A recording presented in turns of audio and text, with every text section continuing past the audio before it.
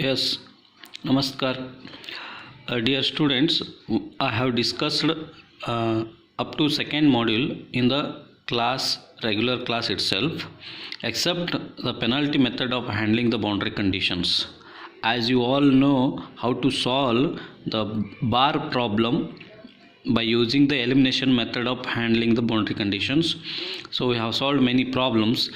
What is next? The only thing left in the second module, that is penalty method of handling boundary conditions. Today we discuss what is penalty method of handling boundary conditions.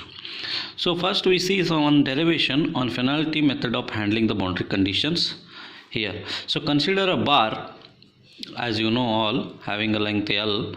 So this bar is fixed at one end, but now we can introduce one spring here having the stiffness as C, and the bar at the one end is connected to the spring and other end is free. Then in turn the spring is fixed at the other end. Then initial displacement is taken as A1 from the fixed support, and the bar displacement from its first end is taken as Q1 when we apply the forces and all. So that considerations, consider a bar fixed at one end having a single degree of freedom. That means it can expand in only one direction. In penalty method, fixed support is modeled. This introducing the spring is nothing but modeling this bar into like this. So is modeled using a spring having a large stiffness C. The stiffness of the spring is taken as C. In this case, let one end of the spring be displaced by A1, as I already told, and displacement Q1 is approximately equal to A1. So how much it Q1 displaces, same displacement may happen in the A1. Okay. Next, the net extension of the spring is Q1 minus A1. I told it is approximately equal, not exactly. So that's why the net displacement of the spring is taken as Q1 minus A1. So next, hence we can write the strain energy. Strain energy formula, as you know already, 1 by 2 C into the displacement, net displacement square. Here it is. Then this is called as strain energy stored in the spring. It is added to potential energy. As a result, potential energy pi can be written as phi equal to 1 by 2 Q transpose KQ plus 1 by 2 C Q1 minus A1 square minus Q transpose F.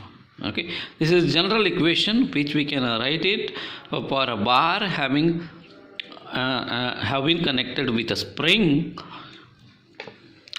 Total potential energy, you know what is potential energy, that is pi is equal to already we have derived equation for that.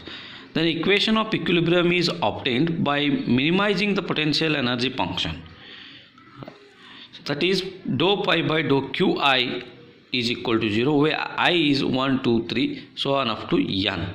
Okay. Similarly, so when we do this one, we will get the stiffness matrix here, that is K11 plus C. So after derivating with suffix 1 2 3 like that up to n, we will get different equations, right? So if you, for example, if you differentiate pi with respect to dou q1, q1 means here, see q1 with respect to q1 it will be 1 differentiation of this, but what about q transpose, it will be 0. Like that, once you derive up to 1 2 3 n, then you will get some equations. Those equations in turn we write in matrix form, K11 plus C, K12, K13 so on up to K1, and similarly K21, K22, K23 so on and so on, Kn1, Kn2, Kn3 and Kn you will get. See, this column will be the displacement column, that is Q1, Q2, Q3 up to Qn. Similarly, this force vector is there, that you can write F1 plus CA1 and F2, F3, so on, Fn. So why only Ca1 is added to the F1? Because the C is at the first column and which will be in the first equation. Okay, so next further we see here, hence only the modification in the stiffness matrix is a large stiffness C added to K11 as Q1 equal to A1, and Ca1 gets added with F1 because fixed support is at node 1 and which is modeled using a spring having large stiffness C. Also the reaction force is given by R1 minus C in the bracket Q1 minus A1. This is standard, it is right. So why it is written as a minus? Because the reaction force is always opposite to the applied force. So now the value of C is calculated. How to calculate the value of C then? We said it is only the stiffness of the matrix, spring. How to calculate the large stiffness of a spring? There is a formula for that. That is C is equal to maximum of Kij into 10 to the power 4. So what is Kij? Kij is nothing but all the elements of the stiffness matrix. Out of these, which one is maximum? It may be K12, it may be K22, it may be Kn3, or it may be K11. Whichever may be the maximum value is, say for example 2, 3, 4, 5, 8, 9, 1, 2, 3. So 9 will be the maximum. K2, 3, 9 will be the maximum that time. So that you have to select it. Then you have to write the C value like this. C is equal to maximum of determinant Kij. That is, you have to take only positive value. Even if it is negative, you have to consider it as a positive. Kij into 10 to the power 4. That will give you the value of C. So that C value you have to add in the first row, first column. That is element number 1. Why? Because you have connected spring at the first node.